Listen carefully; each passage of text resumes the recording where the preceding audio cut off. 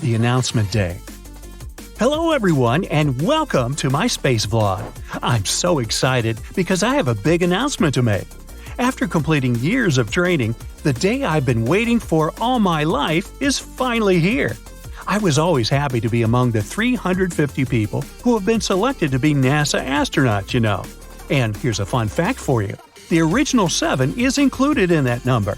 So it's fair to say I'm in the Legends League. But the great news is that now I'm finally done with the virtual reality lab and I'm actually going to go into space. There are so many things I need to do to get ready for my first mission. So I'll keep today's vlog short, but get ready to hear all about my space adventures in the upcoming days. The day before the launch. Now you would think the day before the launch would be a busy one for the crew, right? But it's actually quite relaxed in terms of things to do.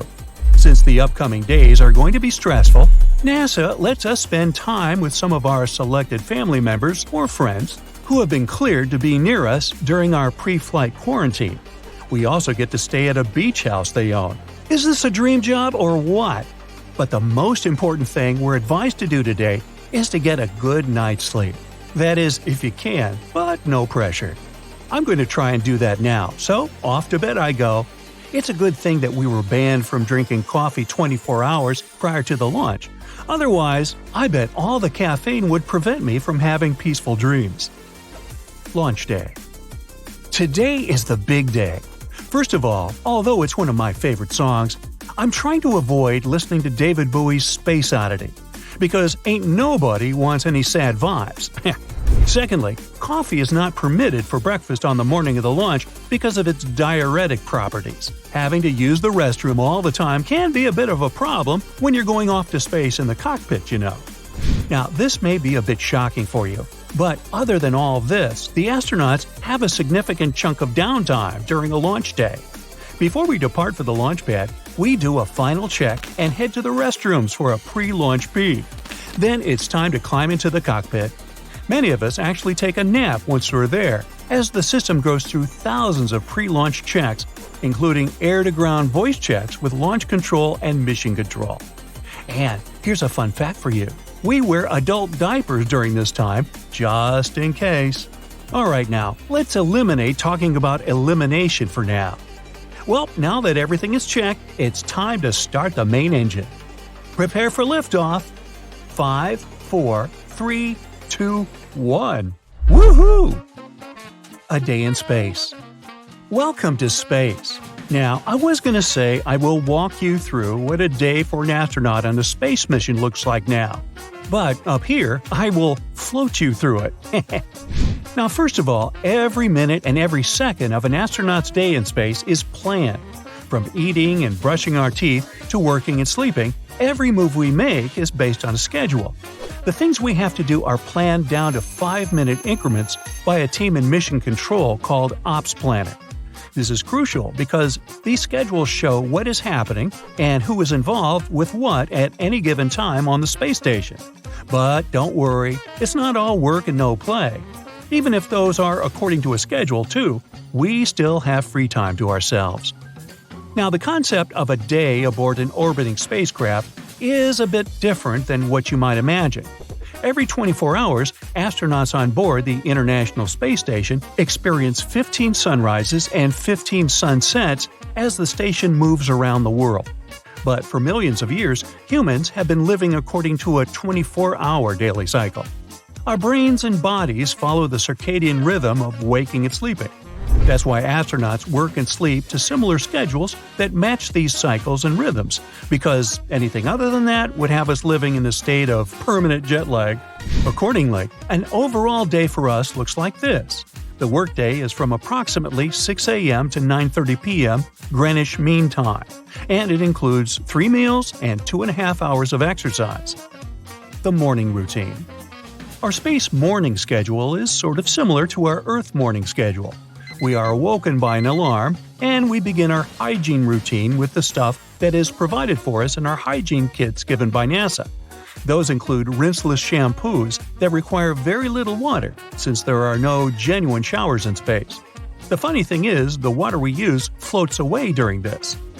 And each of us is allowed to take our choice of products with us in these kits, including cosmetics and toothpaste. There are razors to shave or clippers and scissors to give ourselves and each other haircuts if necessary. We just have to make sure to vacuum up that hair so it doesn't fly in our faces later as we're working. The food. We don't skip breakfast. It's the first of 3 meals we have, including lunch and dinner. When it comes to how much we eat, it really depends on the calorie necessities of each person. One great thing is that we don't really have to cook or do the dishes, since the meals are already cooked on Earth and come in disposable packages. You should know space food has improved greatly in taste and variety since Apollo missions, in which astronauts ate purely freeze-dried food for days. The space work. After we're done eating, it's time to get to work. Each of us settle down to the assigned tasks of the day. These assignments range from supervising experiments to performing routine maintenance on station equipment. Our work also includes checking projects that are controlled from the ground, as well as participating in experiments ourselves to figure out how well our bodies adapt to living in space for long periods of time. Space gym. Now, doing exercise is an essential part of our day. We actually commit hours every day to fitness. Normally on Earth, our bodies are constantly active because they're working against gravity to move. But with very limited gravity in space, movement is easier and doesn't require much work or energy. So, astronauts who spent a long period of time in space and didn't continue to train physically would lose a lot of muscle, which would leave them feeling weak once they return home. That's why it's vital for us to stay physically active to prevent bone and muscle loss.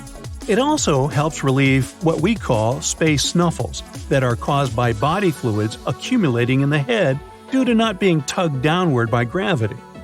Our regular exercise options include cardio using a treadmill or a bike. We do some weightlifting too. And to do all these, we have to strap ourselves down to the exercise machines because if we don't, we'll float away and our efforts would be for nothing. Free time. Mission organizers on Earth make time every day for us to relax and have fun here in space. This is when we write emails, watch movies, or even play an instrument. But to be honest, the most popular pastime in space is looking out the window to watch the Earth go by beneath you. There are also spectacular sunrises and sunsets to enjoy, which occur every 45 minutes as we orbit. So it's fair to say there's no time to get bored. By the way, just like Earthlings, we get weekends off too to recharge. Sweet dreams. It's important for us to get a good night's sleep to have energy for the next day's tasks.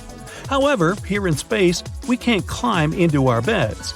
We have sleeping bags instead, which are attached to the wall to keep us secure. If they weren't, we'd be floating around all night, which sounds neither safe nor restful. Okay, I gotta go because I gotta go. That's it for today. So hey, if you pacified your curiosity, then give the video a like and share it with your friends. Or if you want more, just click on these videos and stay on the bright side.